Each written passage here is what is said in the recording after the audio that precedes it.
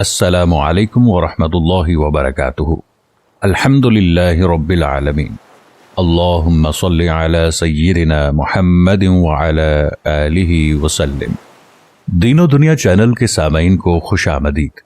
آگے بڑھنے سے پہلے ہمارے یوٹیوب چینل کو سبسکرائب کریں اور ہماری ویڈیوز کو صدقہ جاریہ سمجھ کر شیئر کریں۔ آج کا موضوع ہے اسلام کی تبلیغ اور کڑی آزمائش۔ اس واقعے کو سمجھنے کے لیے سیرت النبی صلی اللہ علیہ وآلہ وسلم کی پہلی قسط ملاحظہ فرمائیے۔ حضرت حمزہ رضی اللہ عنہ اسی الجھن میں حضور نبی کریم صلی اللہ علیہ وسلم کے پاس پہنچے۔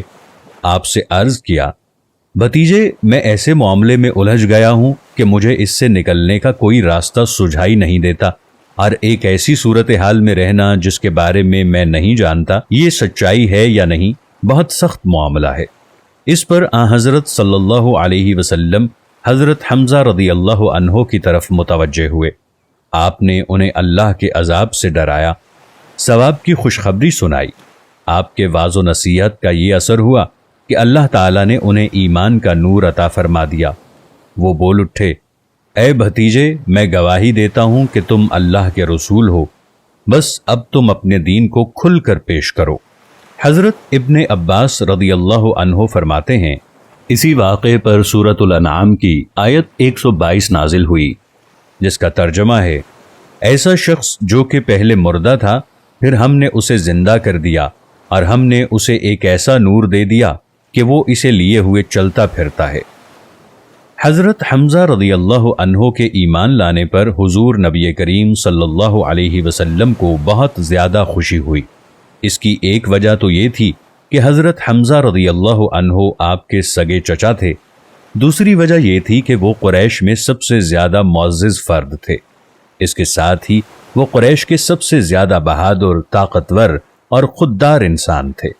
اور اسی بنیاد پر جب قریش نے دیکھا کہ اب رسول اللہ صلی اللہ علیہ وسلم کو مزید قوت حاصل ہو گئی ہے، تو انہوں نے آپ کو تکالیف پہنچانے کا سلسلہ بند کر دیا، لیکن اپنے تمام ظلم و ستم اب وہ کمزور مسلمانوں پر ڈھانے لگے۔ کسی قبیلے کا بھی کوئی شخص مسلمان ہو جاتا، وہ اس کے پیچھے ہاتھ دھو کر پڑ جاتے، ایسے لوگوں کو قید کر دیتے، بھوکا پیاسا رکھتے، تپتی ریت پر لٹاتے، یہاں تک کہ اس کا یہ حال ہو جاتا کہ سیدھے بیٹھنے کے قابل بھی نہ رہتا۔ اس ظلم اور زیادتی پر سب سے زیادہ ابو جہل لوگوں کو اکساتا تھا۔ ایسے ہی لوگوں میں سے ایک حضرت بلال حبشی رضی اللہ عنہ بھی تھے۔ آپ کا پورا نام بلال بن رباح تھا۔ یہ امیہ بن خلف کے غلام تھے۔ حضرت بلال رضی اللہ عنہ مکہ میں پیدا ہوئے تھے۔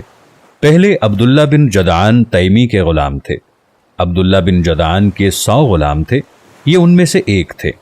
جب اسلام کا آغاز ہوا اور اس کا نور پھیلا تو عبداللہ بن جدعان نے اپنے 99 غلاموں کو اس خوف سے مکہ سے باہر بھجوا دیا کہ کہیں وہ مسلمان نہ ہو جائیں۔ بس اس نے حضرت بلال بن رباح رضی اللہ عنہ کو اپنے پاس رکھ لیا۔ یہ اس کی بکریاں چرایا کرتے تھے۔ اسلام کی روشنی حضرت بلال رضی اللہ عنہ تک بھی پہنچی۔ یہ ایمان لے آئے، مگر انہوں نے اپنے اسلام کو چھپائے رکھا۔ ایک روز انہوں نے کعبہ کے چاروں طرف رکھے بتوں پر گندگی ڈال دی، ساتھ ہی وہ ان پر تھوکتے جاتے تھے اور کہتے جاتے تھے، جس نے تمہاری عبادت کی وہ تباہ ہو گیا۔ یہ بات قریش کو معلوم ہو گئی۔ وہ فوراً عبداللہ بن جدعان کے پاس آئے اور اس سے بولے، تم بے دین ہو گئے ہو، تمہارے غلام بلال نے آج ایسا ایسا کیا ہے۔ وہ حیرت زدہ رہ گیا۔